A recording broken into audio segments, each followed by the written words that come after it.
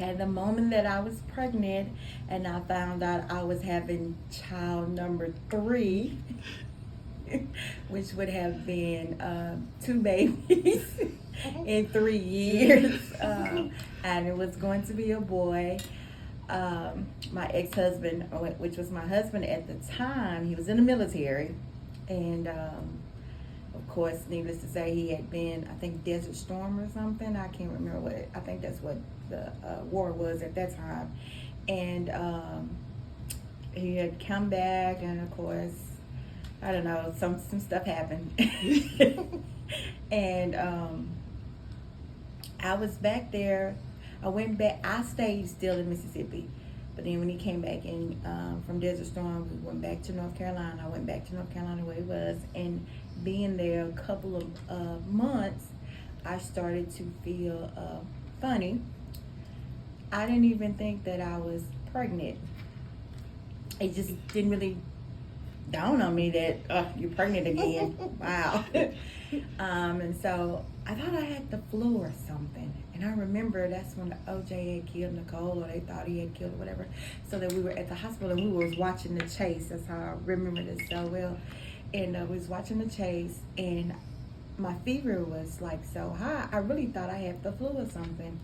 The nurse kept, I couldn't hold my head up, and the nurse kept coming over there where I was, and she said, she was wanting to make sure I wasn't passing out. I was like, yeah, I'm okay, just, I had a headache and felt like the flu. Anyway, I finally got back there to the doctor, and they did a pregnancy test, and I was pregnant, and I kept thinking, that can't be right.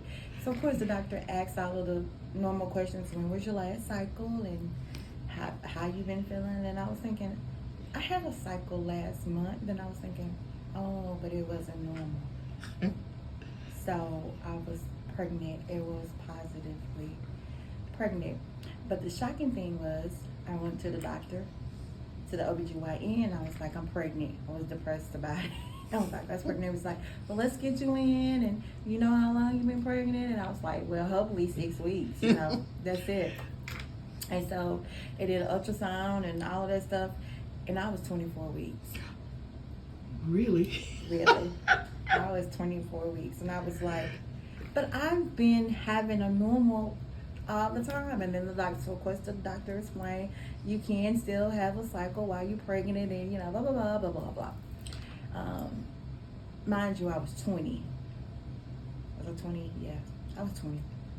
So here I am. I have 3 kids, 20, and I was 20. I was devastated, to say the least, that I was going to have another baby. Not that I didn't want the baby. I didn't want to have 3 kids at 20.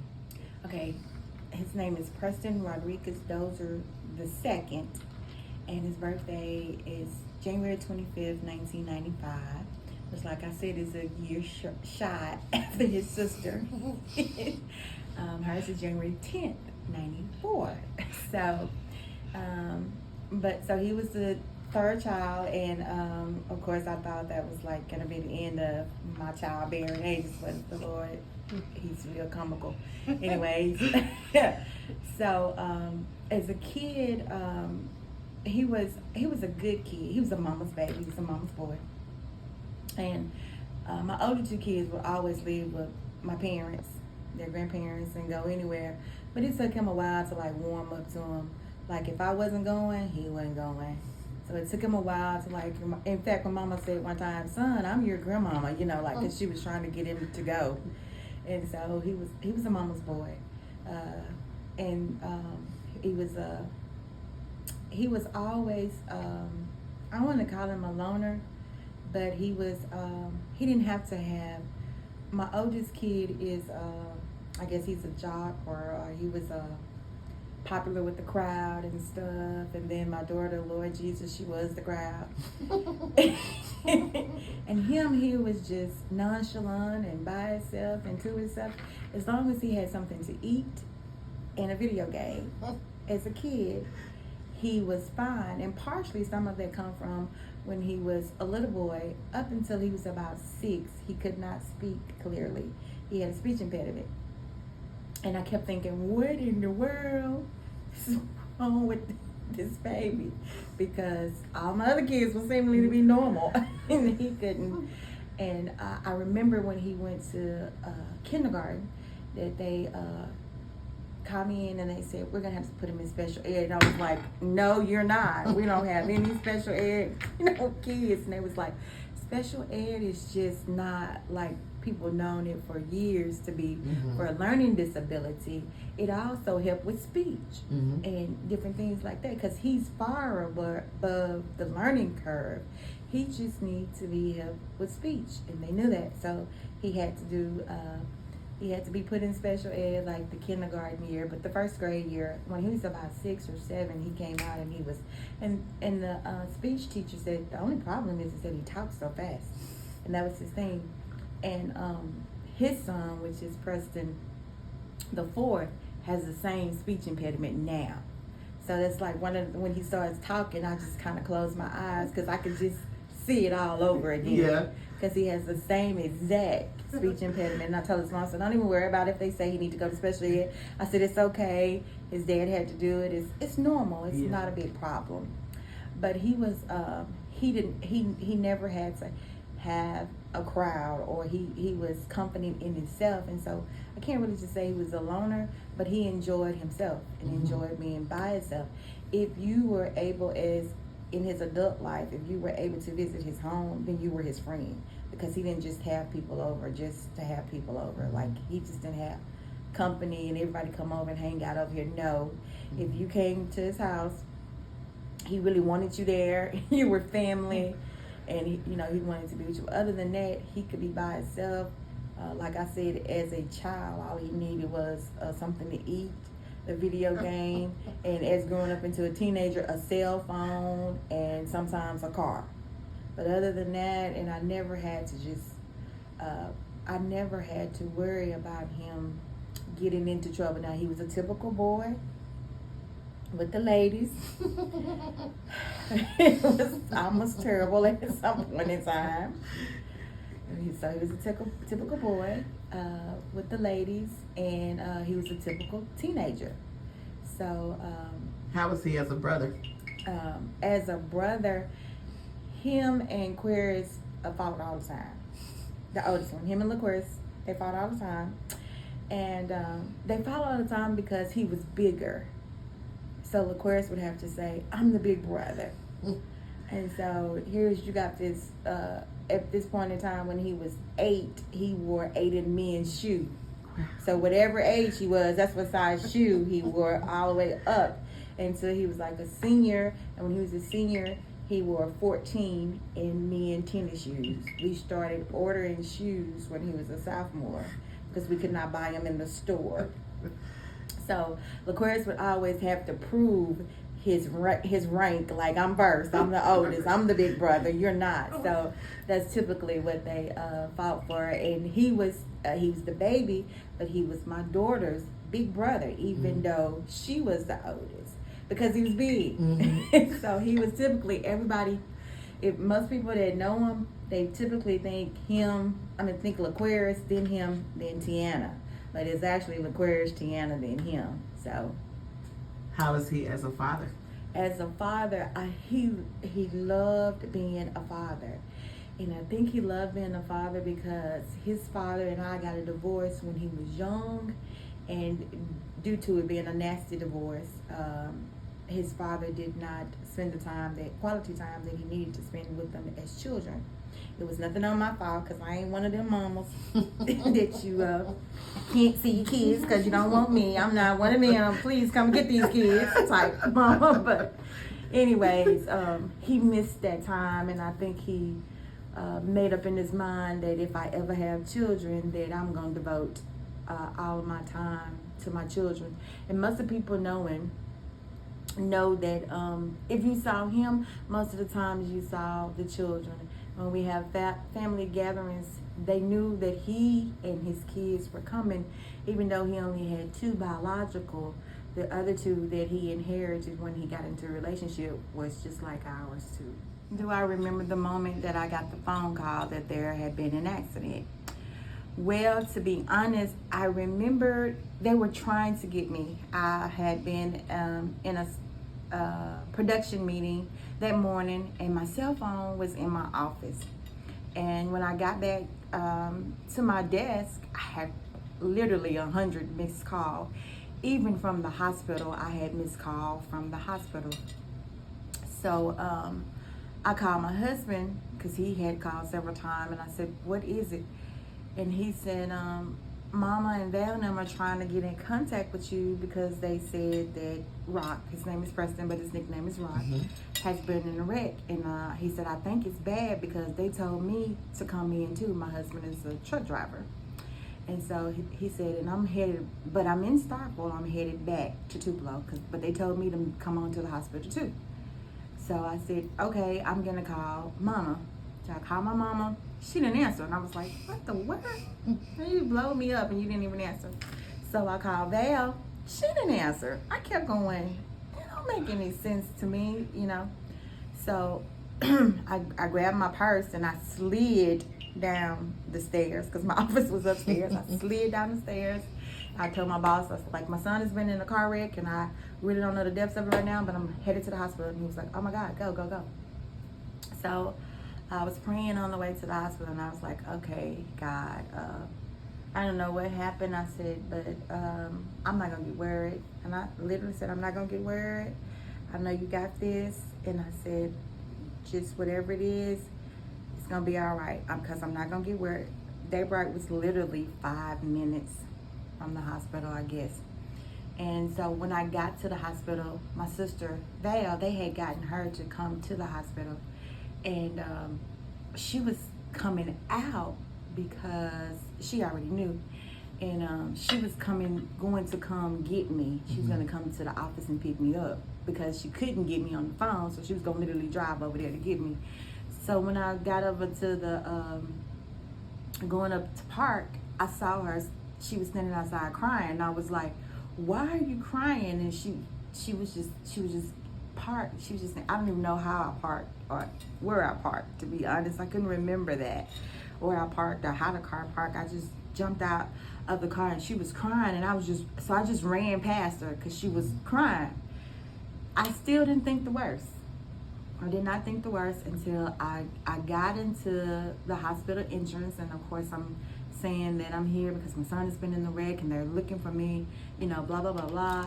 And one of, probably a childhood friend looked at me and she said, "You okay?" And I said, "Am I?" Because the way she looked at me, like it is something definitely wrong.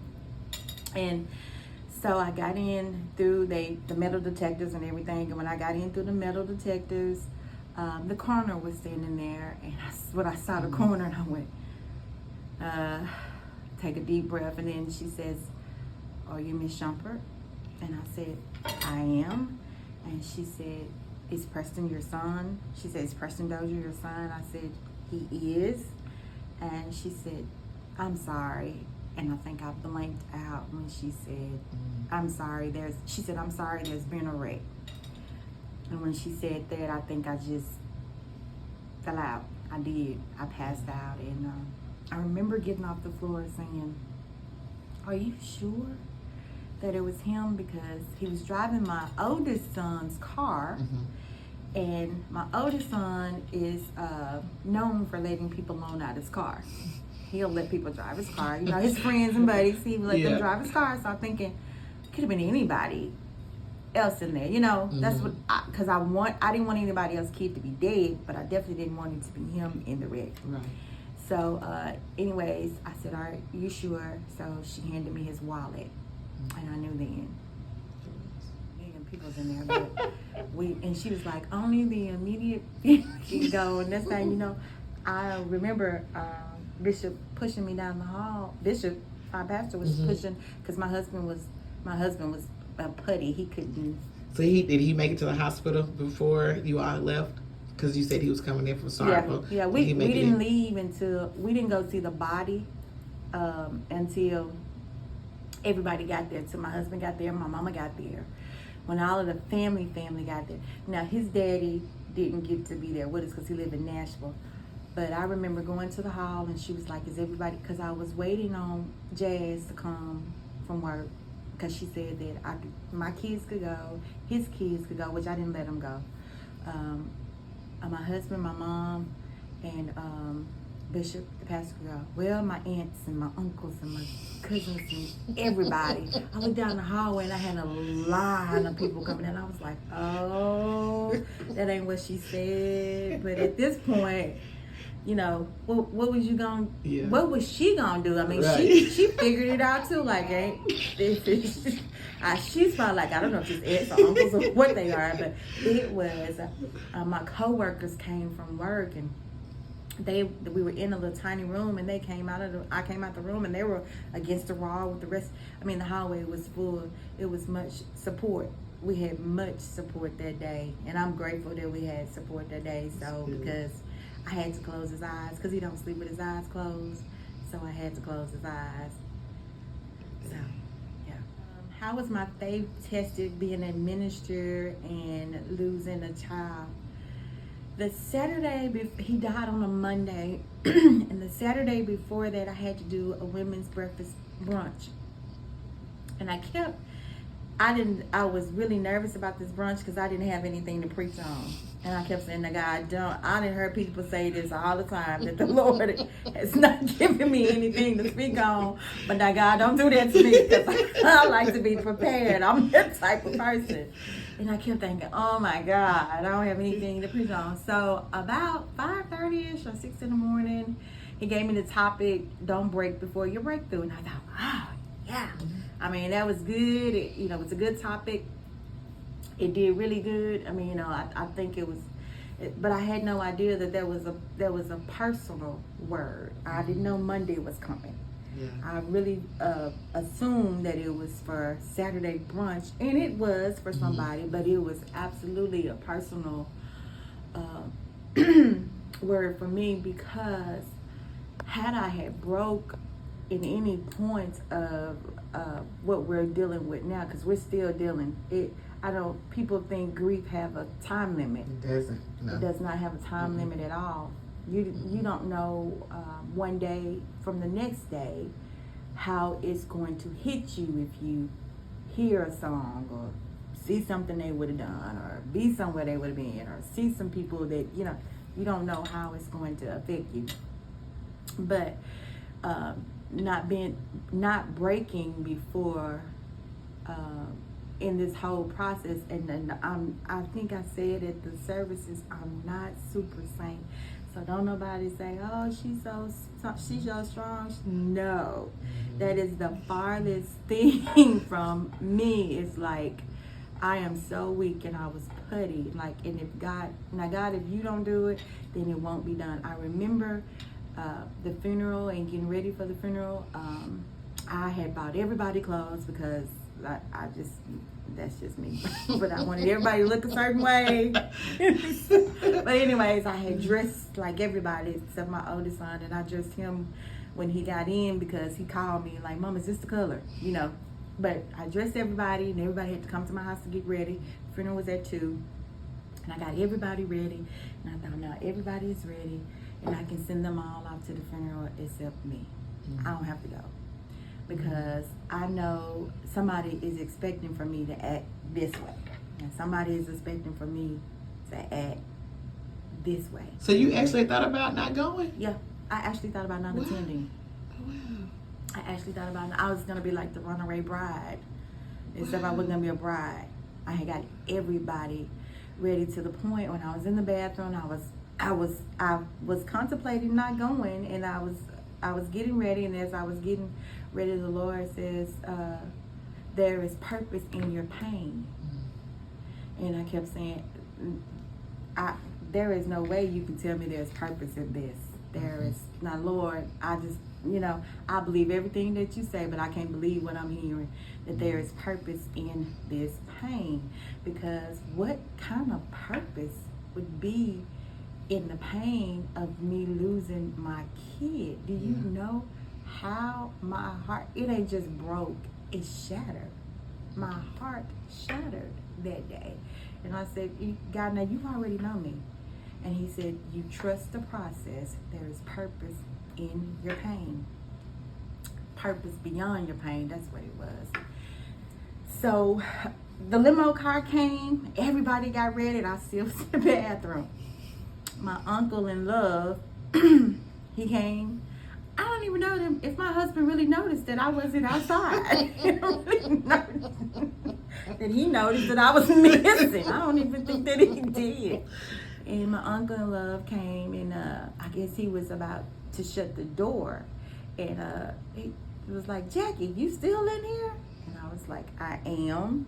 And he said, are you not ready? And I said, I'm not. And he said, are you not getting ready? I said, slowly. And he came to the door of my bedroom. He says, if you need me, I'm right here. He said, we're not moving these cars until you get in. So I said, okay, I'll be out shortly. That was the longest ride to my church, which is no more than 10 minutes from the house. But it was the longest ride. Wow. How was it to prepare for his funeral? It was the absolute, I can't even put in words. If you ever think about, you can't even fathom the idea of losing a child or anything happening to him, and you get frantic and panicky and upset, it intensifies 1,000,000+ times when it comes to actually having to go through that. I remember having a call or having, to call people and say, he's dead. I didn't have to call their father. My daughter called. And so he was in disbelief, so he called me back. And when he called me back, I couldn't even talk. I couldn't even say he's dead. So then you have to go through, you call the insurance company, and my best friend was going, I'll take care of it. You just, let me take care of it. But no, I had to take care of it. I wanted to take care of it for one reason. I wanted to get it over with. You just like, okay, if I'm gonna have to do it, the sooner I get it over with the better I'll feel. But that's not true. That's the whole myth. Anybody that say the sooner you bury them, that's when the closure can come, lies. That is, that is, for me, it didn't happen that way. If it happened for somebody else, then okay, but no, that's when the heartache really sets in, when you actually have to bury them and come to grips that this is really reality. You really actually had to prepare a funeral for your child, because it's not natural for the parent to bury the child. So you're all out of your element. It's 100 million things going on and through your mind, and then you picking out a casket, you picking out clothes, you going to preview the body. That was like, I remember having to preview his body, and my mama and my sisters and everybody was like, my support system was there. And I thought, well, I'm gonna be okay, I'm gonna be okay. But the body come out and it looks like he's asleep, because in the wreck, even though he had the car wreck that threw him from the driver's side to the passenger side, he only had a scratch under his nose. Wow. He died of internal bleedings, but he had no broken bones, no big gashes cut in his, he didn't have any, he had a scratch right under his nose. So when you look at him, he looks like he's asleep. And then you touch him and you realize he's really dead. One thing I like about my brother is he's funny. He always messes with me sometimes, and he makes jokes a little bit, and sometimes he cooks us food and stuff, and yeah. What's one thing that you miss about not having your brother rock around? With me, and makes me laugh. Gotcha. Thank you. What advice would I give to someone who has lost their child? I would say it's your child. There is not a manual. There is not a book. There is not a YouTube. There is not a counselor. There is not anything that I've found that can tell you how to step by step handle it, because it's your child, and your relationship with your child may be different than my relationship with my child. And for me to handle losing him is to keep remembering him. I constantly want to be reminded or remember the things that he would have done or things that he would have said. And I have his children every other weekend. I'm never going to let his memory die. For me, I'm never going to let that die. I'm not going to not talk about it. I talk about him all the time. It's painful to talk about him, but sometimes it's even releasing. Is, it helps release, if you talk about him. Visit the graveyard. As some people say, don't go down there every day. If you need to go every day, go every day. It's your child, and when it's your child, it feels different than when it's anything that happens to you. It's personal, and it feels a whole lot of different. But there is no manual. There's no how to. There's no correct way to. I have God. I'm saved. I know I'm saved, but I have a therapist too. So there just a lot of different things that I believe the Holy Ghost led me to help me, led me and guide me to, in order to not lose your mind. Because I'm telling you, the devil would he would most definitely play trick with your mind in situations like that, because you think about the promises that you have heard concerning your kids, or you think about the dreams and the thoughts that you had about your kids and their future. And then when it's cut short, he'll he'll make you question all of that. And if you don't have any faith, or if you don't have any standing power, he'll definitely play with your mind. And as a parent, especially a mother, we'll go to the end with, for our children. We're going to do whatever we can to make it happen, make it work, make it whatever for them. And when my son died, I remember the first thing I felt like is that I failed him. And the reason why I felt like I failed him is because I couldn't save him. And we often save our kids from whatever. We want to save them from pain, definitely from pain. And so I kept feeling like he fell asleep, and that's how he had to wreck. And I remember he would always call me when he got off, and instead of texting me, he would always call me, and I would be ranting and raving about, didn't I tell you to text me instead of call? And so I didn't even pay attention that Monday that he didn't text nor call. And so the devil beated me up, like if you had checked, if you had a midnight. So he beat you up with those type of things. So, but I didn't fail him. And he knew I loved him, and everybody that knows us knew that we loved him. That it was in the sovereign will of God. Even though it's painful as it is, I come to grips with, if it's God's will, God had a plan for his life before he even allowed me to actually carry him for that long without knowing I was pregnant. And then, so I had to I come to grips with that, and I accept it. Do I hurt daily? I hurt daily. Sometimes people are like, you are so, like I said, you are so strong, and you don't, do like such and such. And so I don't do like such and such that you see of. But you don't know how many times I had to literally roll myself out of the bed because I just thought, I'm gonna lay here and I'm not gonna get up. I don't want to move. I don't want to eat. I don't want to get dressed. I don't want to be bothered. I don't, I had all of those emotions as well.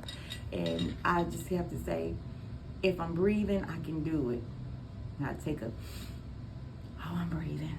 And then I put my feet on the ground, and then I was up. And then you have to go from there. But there is no right or wrong way to grieve. There is no right or wrong way to grieve. You have to definitely have faith in God. You definitely have to have faith in God, because if you don't have any faith in God, the enemy will have you thinking that since their life is in, your life should end as well. He'll have you thinking that if there was a God, he wouldn't have done you like this. He plays all of those questions come to me, and I've been in a support group where people have said that they had the same type of question. And a lot of people say, you don't get like all emotional about it. I cry so ugly for not just 5 minutes, for periods at a time. So my husband just shut the door sometimes. He's just shut the door and let me scream it out and, get it out or whatever. He's done that. So sometimes people are like, you just, I've never, because if it was me, I would have lost my mind. I never want to lose my mind. Yeah. I never want to be in a situation where I'm so vulnerable that I can't be in control.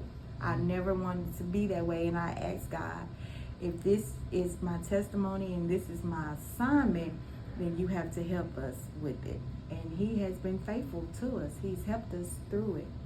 And I've been so blessed to have like the greatest support system in the world. Even people that are friends, that were colleagues, that live in California and in New York. I mean, they have been just like, had some colleagues from New York that were the world greatest support. I mean, just be an encouragement and checking on you. Because sometimes after the funeral, the encouragement stops, the checking on you stops. And people don't really know that's when you need it the most, because you're thinking, and you're in your long time, and you're in your quiet time, and you go through thinking what if and what could have, things like that. But there is no right or wrong way to grieve. Only thing that I can say to somebody that has been or is in my situation is to grieve. Actually let it happen. Actually let it take a part. The one thing that I missed about him is he loved family. It didn't matter what we had going on. He was coming. If he wasn't working, he was going to be there. Most of the time he wasn't working. And I can cook, and I never have to worry about nobody eating up my leftovers. Because I call him and say, I made this, come and get it. And he come and eat it up. Or whenever we have a cookout or something, he say, everybody done ate, everybody got all they want. And see, the oldest child is not like that, And he would come in and finish off our kitchen, and we were like, okay, just wash the pots and pans. And if he didn't eat it, he would take it home and eat it for later. So the one thing I miss most of is his presence, though. His presence was like, everybody knew he was coming. He was gonna give hugs. He was gonna laugh. And if you didn't like being janked, in the most sincere way, he was going to jank, have some kind of little sarcastic comment to say, and we'd all would laugh, and then they'd tell stories about how I did when they were little, and then they laugh about that, and I miss his presence. I miss his presence.